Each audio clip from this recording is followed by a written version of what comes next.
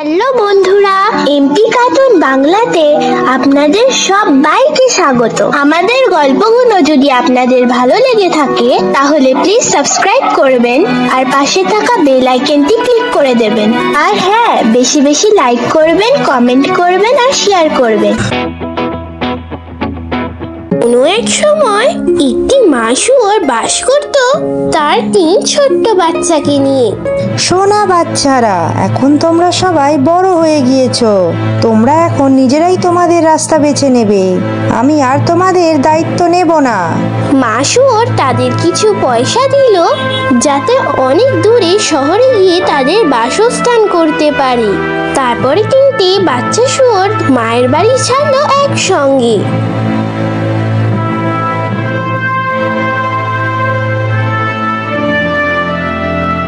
পথে তারা বিশ্রাম নিল একটি বড় বট গাছের নিচে রাত্রে বেলা, আর আলোচনা করলো তাদের ভবিষ্যৎ নিয়ে। এখন আমরা সুযোগ পেয়েছি নিজেদের প্রমাণ করা আর আমাদের ভাগ্য বেছে নি। হ্যাঁ, আমরা বেঁচে থাকবো নিজের ক্ষমতায়। তৃতীয় শুয়োর যে বেশি বুদ্ধিমান ছিল, অন্য দুজনের থেকে সে একেবারেই খুশি ছিল না আলাদা হওয়ার সিদ্ধান্তে। সে জানতো যে কেউ ঠকাতে পারে তার সিধে সাদা ভাইদেরকে, আর এবং তারা সমস্যায়ও পড়তে পারে। ভাইরা, আমি তোমাদের সাথে একমত নই। আমাদের একতাই আমাদের শক্তি। আমরা আমাদের শক্তি নষ্ট করতে পারি না। তুমি সব সময় চেষ্টা করো উপদেশ দেবার, আর আমরা জানি আমাদের কি করতে হবে আর কি করতে হবে না। হ্যাঁ, আমরা এখন মায়ের ছোট্ট বাচ্চা নেই যে তোমার উপদেশ শুনবো। আমরা এখন বড় হয়েছি। ঠিক আছে, আমি রাজি। আমার একটা বুদ্ধি এসেছে যে আমাদের সাহায্য করবে। কি? আমরা আমাদের জন্য 3টে আলাদা আলাদা বাড়ি বানাবো আর নিজেদের মতন থাকবো। কেউ কারোর থেকে কিছু চাইবে না। এই না হলে আমার ভাই। তবে তাই হোক। দাঁড়াও, আমার কথা শেষ হয়নি। আমরা সবাই কাছাকাছি বাড়ি বানাবো, যাতে কোনো সমস্যা হলে আমরা একে অপরকে সাহায্য করতে পারি। হ্যাঁ, তুমি ঠিক বলেছো ভাই। ঠিক আছে, আমি রাজি। কিন্তু আমার মনে হয় না আমার কোনো সমস্যা হবে।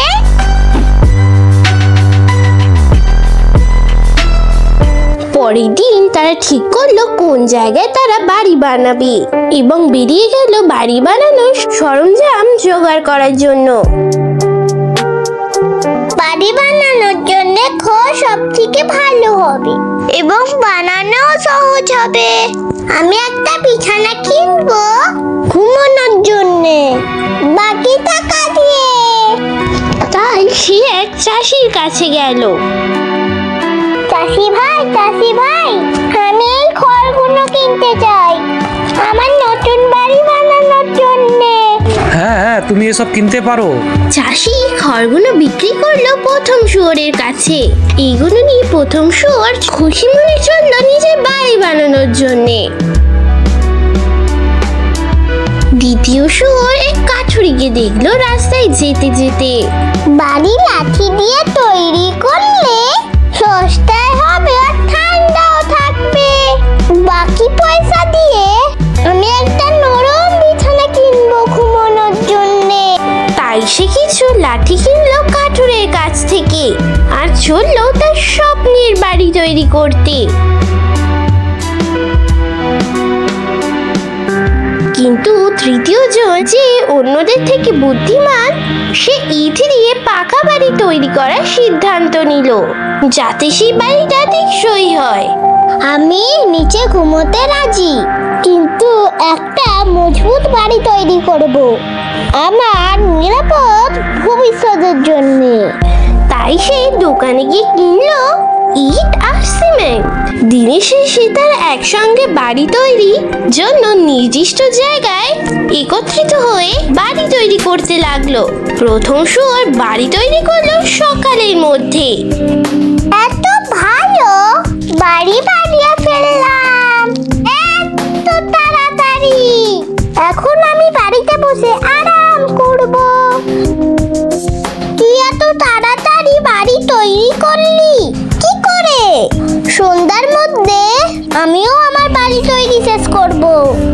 তাই সে বেশি পরিশ্রম করে নিজের বাড়িটি বিকেলের মধ্যেই তৈরি করে নিল।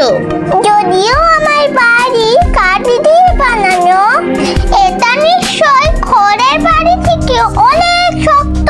এখন আমার এই বাড়িতে আমি আরামে থাকতে পারবো।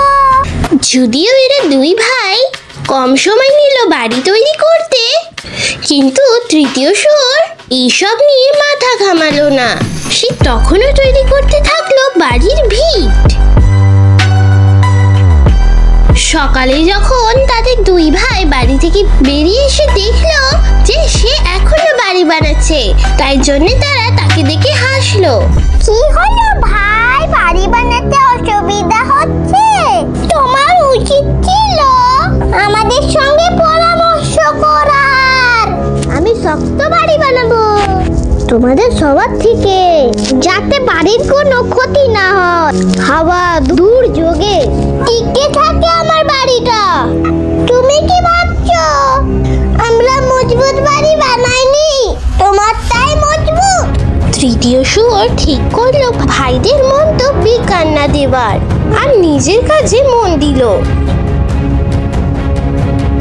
ঈদের পর ঈদ দিয়ে এক সপ্তাহের মধ্যেই সে বাড়ি তৈরি করলো। কিছুদিন তারা সুখেই বসবাস করছিল তাদের নতুন বাড়িতে। কিন্তু কয়েকদিন পরেই এক নেকড়ে দেখলো তিন শুয়োরকে এবং সে ফন্দি আঁটলো তাদের খেয়ে ফেলার। নেকড়ে এলো প্রথম শুয়োরের দরজায়, এসে নক করলো। ছোট শুয়োর, ছোট শুয়োর, ছোট শুয়োর, আমি আসতে পারি? না না, একদমই নয়। তাহলে আমি রাগ করব, এক ফুঁয়ে উড়িয়ে দেব, ভেঙে গুড়িয়ে দেবো তোমার বাড়ি। না, বিচ্ছিরি নেকড়ে, আমার বাড়ি সবথেকে মজবুত। তুমি যা ইচ্ছা করো। নেকড়ে মুখ ভর্তি হাওয়া নিয়ে এক ফুঁয়ে উড়িয়ে দিল ছোট্ট শুয়োরের বাড়ি। সব কিছু উড়ে গেল। উড়তে উড়তে সে পৌঁছলো দ্বিতীয় শুয়োরের বাড়িতে। কি হলো? এভাবে আমার বাড়িতে কেন এলে? সে একটি টেবিলের তলায় লুকিয়ে পড়ে চেঁচাতে লাগলো। দরজা বন্ধ করো, দরজা বন্ধ করো। এক হিংস্র নেকড়ে আমাকে খেতে আসছে। সে নিশ্চয়ই এখানে আসছে আমাকে মারতে। দ্বিতীয় শুয়োর ছুটে গেল দরজার সামনে আর দরজাটা ভালো করে বন্ধ করে দিল। নেকড়ে দরজার সামনে এলো আর জোরে জোরে ধাক্কা দিতে লাগলো। ছোট শুয়োর, ছোট শুয়োর, আমাকে ভেতরে আসতে দাও। না না, একেবারে না। বাজে নেকড়ে। তাহলে আমি রাগ করব, এক ফুঁয়ে উড়িয়ে দেব, ভেঙে দেবো, গুড়িয়ে দেবো তোমার বাড়ি। আমার বাড়ি খুব মজবুত, তুমি চেষ্টা করে দেখো। নোংরা নেকড়ে। নেকড়ে মুখ ভর্তি হাওয়া নিয়ে এক ফুঁয়ে উড়িয়ে দিল ছোট্ট শুয়োরের বাড়ি। সব কিছু উড়ে গেল। শুয়োর দেখলো বাড়ির ছাদ উড়ে গেছে, দেওয়াল উড়ে গেছে। প্রথম আর দ্বিতীয় শুয়োর ভয় পেয়ে তৃতীয় শুয়োরের কাছে আশ্রয় নিল। কি হয়েছে তোমাদের? কেন তোমরা এত ভয় পেয়েছো? বাড়ি শুয়োর উড়িয়ে দিয়েছে আমাদের বাড়ি। সে আবার আসবে, তোমার বাড়ি ভেঙে উড়িয়ে দেবে। চলো পালিয়ে যাই মায়ের কাছে। ও একটাও ইট ভাঙতে পারবে না আমার বাড়ির। আমি ওকে উচিত শিক্ষা দেবো। ওকে আসতে দাও। আমার ভাইরা, তোমরা দুজন সাইডে দাঁড়িয়ে যাও, বাইরে এসো না।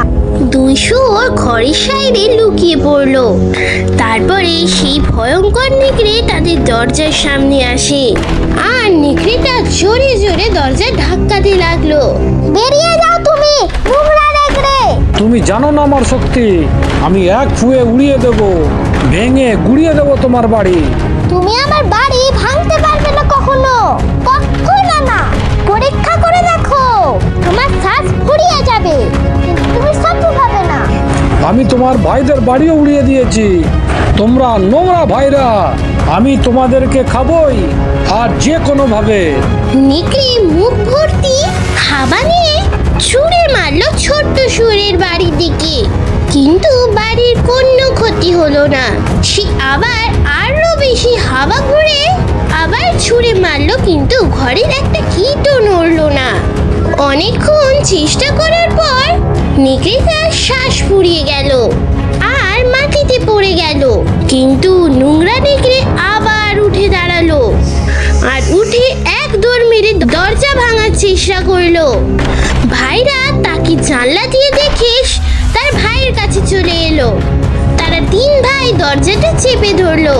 নেকড়ে পুরো দমে দৌড়ে এলো আর দরজা ধাক্কা মারলো, কিন্তু সে পারলো না, সে নিচে পড়ে গেল।